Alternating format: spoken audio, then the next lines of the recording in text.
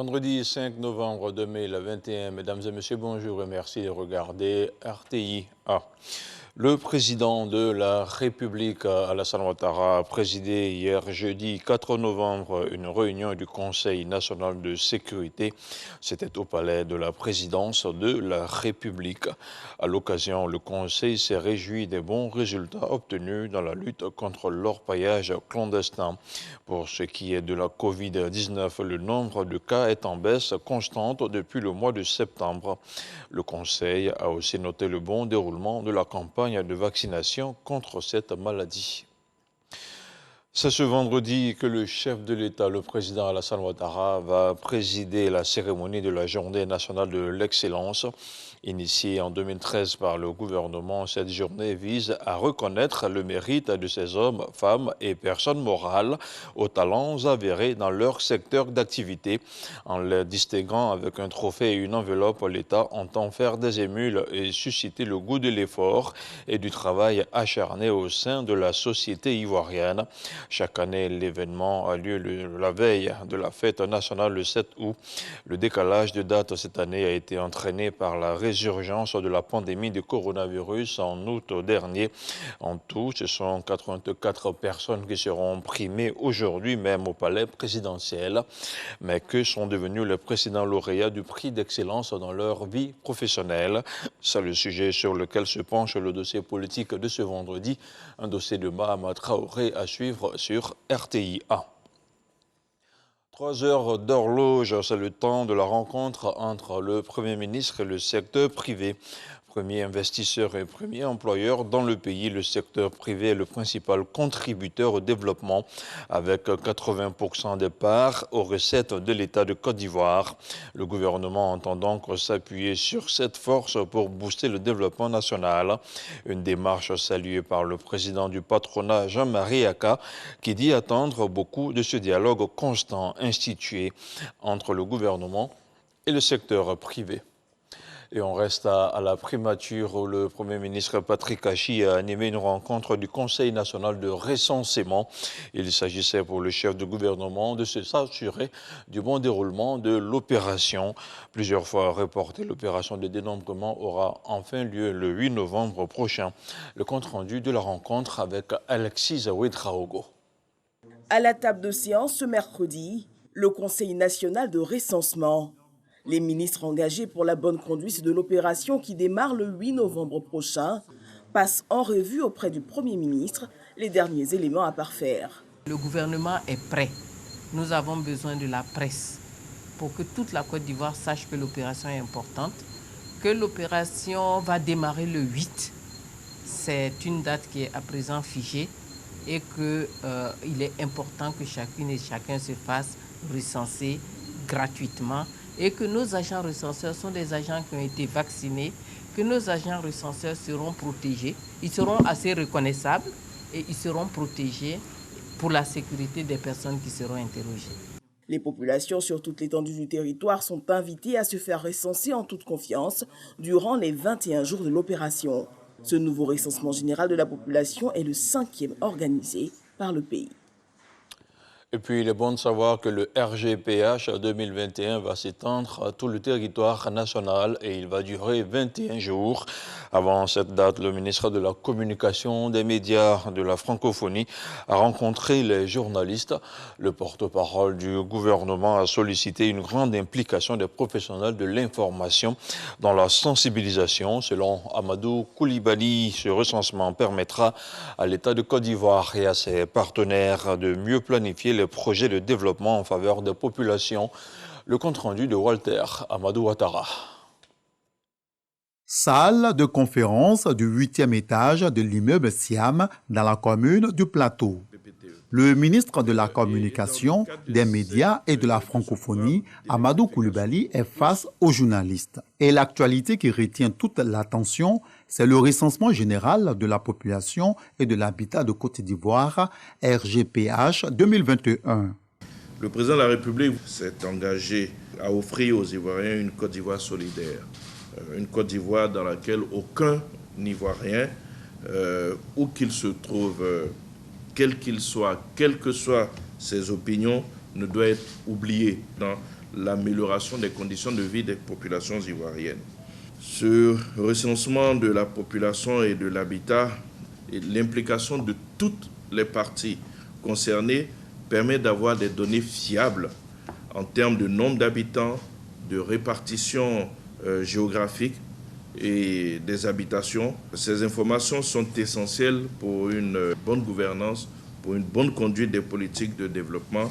Des préoccupations essentiellement sur l'importance et la faisabilité de ce RGPH en 21 jours, il y en a eu. Les éléments de réponse n'ont pas également manqué au porte-parole du gouvernement, appuyé dans la tâche par Dr Iyo Nawa, directeur de cabinet du ministère du Plan et du Développement. Comment la population peut se faire recenser de façon pratique, ça c'est une question assez importante. La population attend et accueille les agents recenseurs. Ils ont été formés pour pouvoir faire en sorte que le recensement n'inquiète personne. Donc on invite les populations à accueillir les agents recenseurs, ensuite à donner les informations correctes qu'il faut et également surtout à se faire recenser dès le premier jour, dès que cela est possible. L'État s'est donné les moyens pour pouvoir aller partout en Côte d'Ivoire. En ce qui concerne la mobilité, à partir du moment où vous avez quelqu'un chez vous qui peut répondre à toutes les questions, mais la personne va donner exactement le nombre de personnes qu'il y a en fonction du questionnaire des agents, donc toutes les questions complémentaires. Je souhaiterais vous engager à accompagner cette opération qui revêt donc une importance particulière pour le gouvernement. Le RGPH 2021 coûtera 23,9 milliards de francs CFA et mobilisera plus de 40 000 personnes sur le terrain, dont 28 500 agents recenseurs. Le ministre de l'Emploi et de la Protection sociale, Adama Kamara, a procédé hier jeudi à Yamoussoukro à une signature de convention avec le ministère de l'Intérieur et de la Sécurité. 48 heures après son lancement, l'acte vient symboliser l'adhésion de l'ensemble du corps préfectoral au régime de retraite complémentaire. On en parle avec Kader Sogodogo. Cette signature de convention entre le ministre de l'Emploi et de la Protection sociale et le ministère de l'Intérieur et de la Sécurité officialise l'entrée du corps préfectoral dans le régime de retraite complémentaire par capitalisation, les tout premiers adhérents. C'est pour nous le signe éloquent que le rôle dévolu au corps préfectoral de Côte d'Ivoire dans la mise en œuvre de cet important levier de prévoyance sociale va au-delà des seuls intérêts de ses membres. Au moment où les premiers adhérents se signalent, le ministre de l'Emploi et de la Protection sociale tient à saluer l'ingéniosité des dirigeants de l'IPS à Ségraeux. La complémentaire est le régime du consensus, issu d'un dialogue inclusif entre toutes les parties qui a abouti au dire d'un des syndicalistes que je remercie à cause de la capacité managériale du directeur général de la Ségraeux, M. Berthet.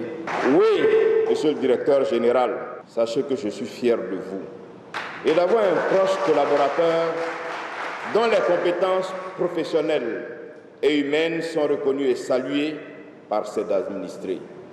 Merci encore d'avoir cru et porté ce projet humaniste qui de rêve est devenu une réalité. À la fin de la cérémonie, les membres du corps préfectoral ont pris d'assaut les différents sites d'adhésion. Du 27 au 29 octobre dernier, une trentaine de parlementaires a participé à Grand Bassam à un atelier de renforcement de capacité. Ils ont été formés en matière de législation sensible au genre afin de réaliser un diagnostic sur le sujet. Plus de détails avec Sephora Zegui. 20 femmes sénateurs sur un total de 98 en Côte d'Ivoire, 37 sur 254 à la Chambre basse. Des inégalités que ONU Femmes veut voir corriger en initiant une formation sur le concept genre à l'intention de 32 membres des deux chambres du Parlement ivoirien. Ce partenariat qui lie ONU Femmes au Parlement ivoirien a pour but de favoriser l'émergence dans le pays d'une institution à même d'adresser durablement les obstacles à la pleine participation des femmes et de répondre aux besoins et aspirations différenciés de nos concitoyens. Ces chiffres qui illustrent la représentativité des femmes au Parlement montrent que des efforts restent à faire pour améliorer les disparités entre les hommes et les femmes. Le Sénat entend accorder une attention toute particulière à la promotion du genre, non seulement en son sein, mais également parmi toutes les couches de la société ivoirienne. En notre qualité de parlementaires, il nous incombe de promouvoir et de protéger les cadres juridiques et politiques qui préviennent et combattent toutes les formes de discrimination et de violence sexiste.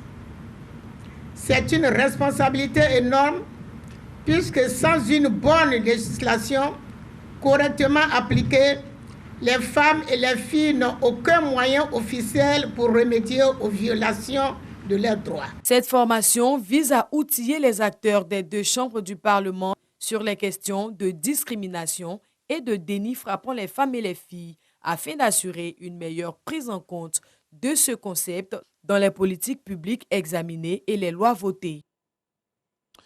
On reste à Grand Bassam où des dispositions du Code des investissements de l'année 2018 ont été revues par des experts en la matière.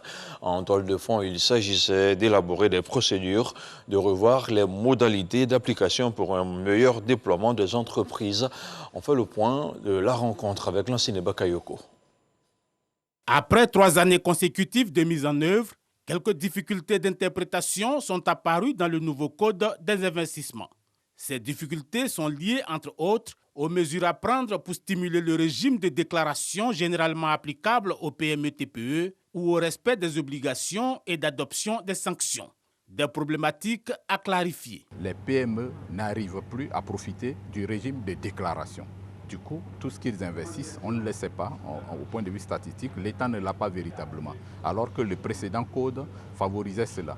Donc il faut faire les corrections nécessaires. Au niveau du contenu local, quand vous créez des emplois, on vous dit pour venir travailler ici, si vous faites un partenariat avec des PME locales, l'État vous donne des avantages. Mais malheureusement, dans la pratique, pour créer des emplois durables en CDI, on constate que ce n'est pas très souvent le cas. La prise en compte de toutes ces problématiques devrait contribuer à ouvrir de nouvelles opportunités d'investissement et attirer davantage d'opérateurs dans les secteurs stratégiques, notamment le numérique, les télécoms ou encore les énergies renouvelables. Il s'agit de donner les armes nécessaires au comité d'agrément afin de permettre à ses membres de statuer dans toute transparence et équité sur les demandes d'agrément. Votre expertise est donc requise afin de proposer des solutions spécifiques aux problématiques clairement identifiées dont vous aurez à débattre dans les 3 commissions. Les problématiques porteront sur l'élaboration des procédures et des critères d'appréciation de certaines dispositions du Code des investissements et la préparation des textes additionnels.